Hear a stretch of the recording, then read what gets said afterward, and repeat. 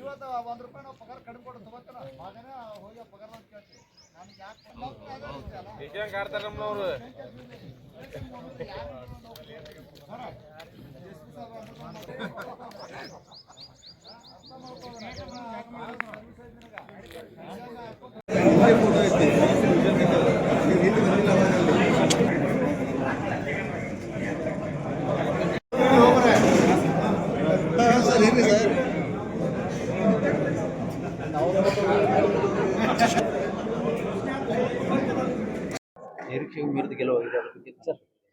ಕೋಟೆ ಜನತೆಗೆ ಏನು ಇಡೀ ಕ್ಷೇತ್ರ ಜನತೆ ಇವತ್ತು ಸಿದ್ದರಾಮಯ್ಯ ಸಾಹೇಬರ ನೇತೃತ್ವದ ಸರ್ಕಾರಕ್ಕೆ ಮತ್ತು ಮೇಟಿ ಸಾಹೇಬರ ಅನುಕಂಪ ಅವರ ಅಭಿವೃದ್ಧಿ ಕೆಲಸಗಳನ್ನು ಮಾಡಿದ್ದಂಥ ಕೆಲಸವನ್ನು ನೋಡಿ ಏನು 22,000 ಅಂತರದಿಂದ ಮತವನ್ನು ಹಾಕಿರ್ತಕ್ಕಂಥ ಬಾಗಲಕೋಟೆ ಕ್ಷೇತ್ರದ ಜನತೆಗೆ ಮೇಟಿ ಸಾಹೇಬರ ಕುಟುಂಬದ ವತಿಯಿಂದ ನಾನು ಅಭಿನಂದನೆಗಳನ್ನು ಸಲ್ಲಿಸ್ತಾ ಇದ್ದೀನಿ. ಸಿಎಂ ಅವರ ತಂತ್ರಗಾರಿಕೆ ಮತ್ತು ಅನುಕಂಪದ ವರ್ಕೌಟ್ ಆಗಿದೆ, ಹೆಚ್ಚು ವರ್ಕೌಟ್ ಆಗಿದೆ. ಇವತ್ತು ಸಿದ್ದರಾಮಯ್ಯ ಸಾಹೇಬರು ತಮ್ಮ ಸ್ವಂತ ಚುನಾವಣೆಯಲ್ಲಿ ಕೂಡ ಇಷ್ಟು ಅಡ್ಡಾಡಿದ್ದಿಲ್ಲ. ಬಾದಾಮಿಯಲ್ಲಿ ಕೂಡ ಒಂದು ಸತಿ ಅಷ್ಟೇ ಬಂದಿದ್ರು. ಆದ್ರೆ ಇವತ್ತು ಬಾಗಲಕೋಟೆ ಕ್ಷೇತ್ರಕ್ಕೆ ಒಂದು ಮೇಟಿ ಸಾಹೇಬರ ಋಣ, ಅವರ ಸಂಬಂಧ, ಆ ಸಂಬಂಧದಕ್ಕೆ ಸಲುವಾಗಿ ಹಾಗೂ ಕಾಂಗ್ರೆಸ್ ಪಕ್ಷದ ಒಂದು ಪತಾಕಿಯನ್ನು ಹಾರಿಸಬೇಕು ಅನ್ನೋ ಒಂದು ನಿಟ್ಟಿನಲ್ಲಿ ಸಿದ್ದರಾಮಯ್ಯ ಸಾಹೇಬರು ಇಡೀ ಸಚಿವ ಸಂಪುಟ, ಉಪಮುಖ್ಯಮಂತ್ರಿಗಳ ಸಮೇತ ಜಿಲ್ಲಾ ಉಸ್ತುವಾರಿ ಸಚಿವರ ನೇತೃತ್ವದಲ್ಲಿ ಎಲ್ಲ ಕೂಡಿ ಒಗ್ಗಟ್ಟಾಗಿ ಕೆಲಸವನ್ನ ಮಾಡಿದ್ದಕ್ಕೆ ಇವತ್ತು 22,000 ಅಂತರದಿಂದ ಜಯ ಗಳಿಸಕ್ಕೆ ಸಾಧ್ಯ ಆಗೈತೆ ಅಂತ ಹೇಳ್ಬೇಕು. ಮೊದಲನೇ ಸುತ್ತಿನಿಂದ 23ನೇ ಸುತ್ತಿನವರೆಗೂ ಬಿಜೆಪಿ ಹಿನ್ನಡೆಯನ್ನ ಸಾಧಿಸ್ಕೋಬೇಕು. ಕಂಟಿನ್ಯೂಷನ್ ಆಗಿ ಕಾಂಗ್ರೆಸ್ ಅನ್ನ ಪ್ಲಸ್ ಪಾಯಿಂಟ್ ಆಗಿದೆ. ಇದು ಎಲ್ಲರಿಗೂ ಗೊತ್ತಿರ್ತಕ್ಕಂಥದ್ದು. ಬಾಗಲಕೋಟೆ ಕ್ಷೇತ್ರದಲ್ಲಿ ಏನು ಬಾಗಲಕೋಟೆ ಸಿಟಿ ಸಮೀಪ ಏನು ಬರ್ತೀವಿ, ಹೊನ್ನಾಕಟ್ಟಿ ಮಠ 81ನೇ ಬೂತ್ ಬರ್ತಾವ. ಲಾಸ್ಟ್ 81 ಬೂತ್ ಬಾಗಲಕೋಟೆ ಎಂಟ್ರಿ ಆಗ್ಬೇಕಾದ್ರೆ 81 ಬೂತ್ ಮಟನೂ ನಾವು 15,000 ಮ್ಯಾಗ ಲೀಡ್ ಬರ್ತೀವಿ ಅಂತ ಒಬ್ರಿಗೆ ಹೇಳಿದ್ವಿ.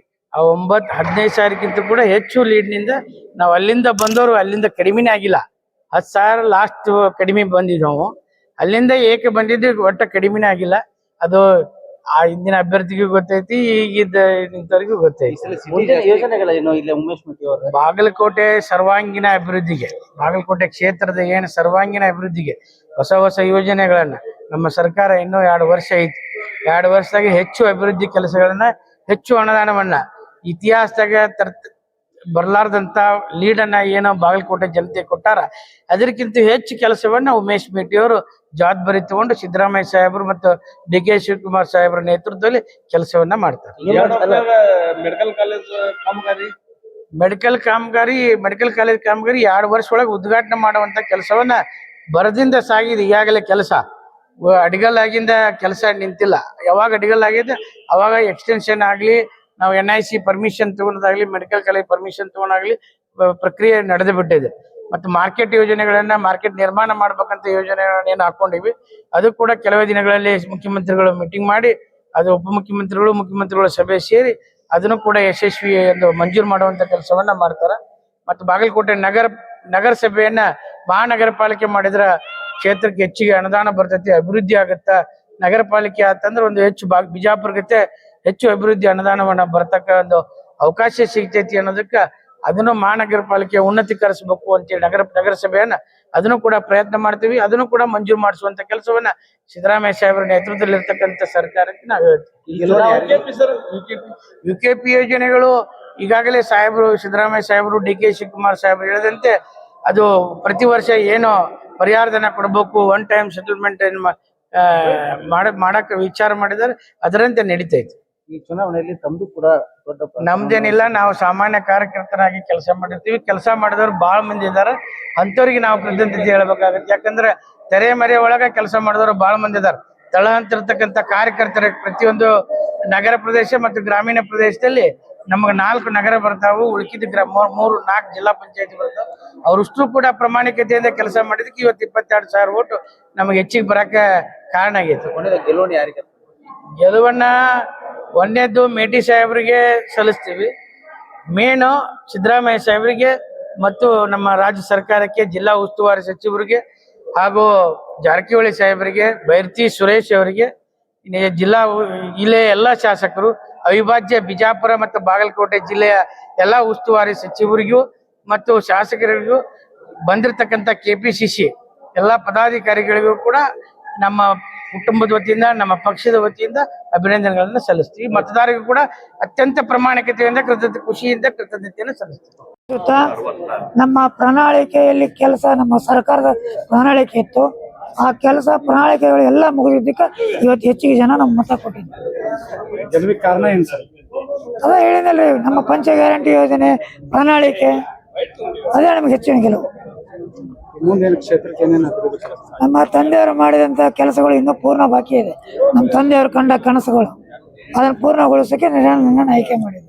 ಈ ಗೆಲುವು ಹಣದ ಬೆಳೆ ಹರಿಸಿದ್ರಿಂದ ಗೆಲುವು ಆಗೈತೆ ಅಂತ ಬಿಜೆಪಿ ಅಲ್ರಿ, ನಾ ಪ್ರಣಾಳಿಕೆಯಲ್ಲಿ ಕೆಲಸ ಏನೇನೋ ಪ್ರಣಾಳಿಕೆ ಕೊಟ್ಟಿದ್ದಾರೆ ನಮ್ಮ ಚುನಾವಣೆದಾಗ. ಆ ಪ್ರಣಾಳಿಕೆ ಎಲ್ಲ ಆಗಿದ್ದಕ್ಕೆ ಜನ ಮತದಾನ ಕೊಟ್ಟಿದ್ದಾರೆ. ಮತದಾರರಿಗೆ ಏನು ಹೇಳ್ತಕ್ಕ ಹಣೆ ಮಾಡೋದ ನಮಸ್ಕರಿಸುತ್ತಾ ಅವರೇ ಅಭ್ಯರ್ಥಿ ಅಂತ ತಿಳ್ಕೊಂಡು ನನ್ನನ್ನು ಆಯ್ಕೆ ಮಾಡಿದ್ದಾರೆ.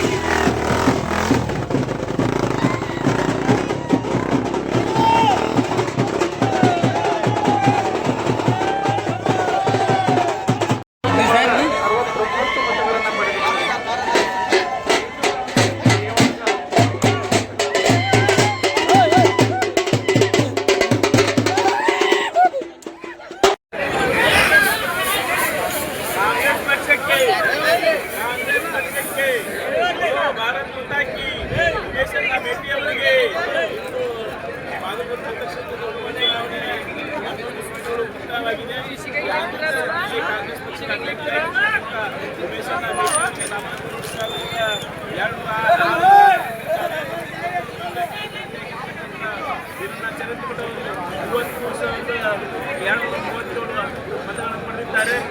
ಈಗಾಗಲೇ ಕಾಂಗ್ರೆಸ್ ಪಕ್ಷದ ಅಭ್ಯರ್ಥಿ 13,000 ಮತಗಳನ್ನು ಕೊಂಡೊಯ್ಯಲಾಗಿದೆ.